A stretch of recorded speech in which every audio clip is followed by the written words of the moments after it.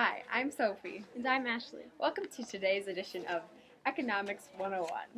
Today we will be talking about Obama's proposed budget and how we feel it can be improved and modified. Currently, Obama's budget is proposing many new ideas.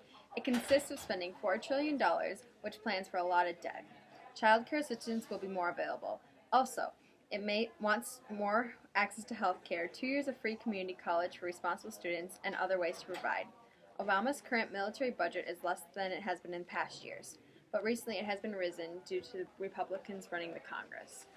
We are proposing some changes to this budget that puts our country in debt.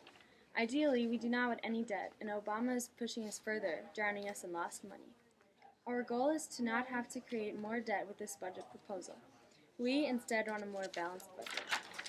First off, we want to increase the education budget from 2% to 9%. The reason we would want to increase the education budget this much is because we feel as though more money should go to helping the schools. The future of our country lies in the education of our students today. Therefore, putting more money into the schools will benefit the future of our country. It is important to make sure the upcoming generation will be prepared for the life ahead of them. We also plan on increasing the budget used for energy from 8% to 14%. The reason we will increase this budget is that we feel as though it is important to keep our environment safe at the same time as keeping our economy in motion. More eco-friendly energy uses tend to be more expensive, which is another reason we are allowing more money for energy. It is important to protect our environment, especially at this day and age. Our defense and military budget will also increase from 18% to 28%. It matters to us to protect our country and those living in it.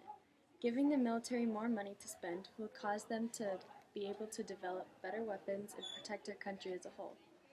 We need a sense of security to make sure our country is safe from various outside threats, and we are free to grow and thrive without worry. We will decrease our healthcare budget from 24% to 18%. We feel as though it is important to have some health care, but if the healthcare budget is extremely high, people will begin to rely on the government to provide health care. This will end up on hurting our whole economy because people will begin to take advantage of it. We will be increasing our infrastructure budget from 8% to 13%. We feel as though it is important to have a strong infrastructure, creating a greater opportunity for jobs. Finally, we will decrease the social programming budget from 34% to 20%.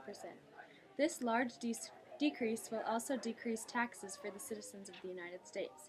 We plan on doing this because, for the most part, we think that taxes are already high enough, and many citizens have been complaining about this.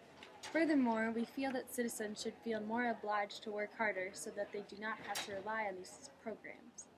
By decreasing the budget to 20% and cutting taxes for our citizens, this will put more money in the pockets of people, which will help stabilize struggling families and overall will benefit our growing economy.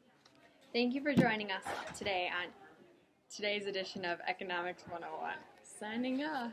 Bye!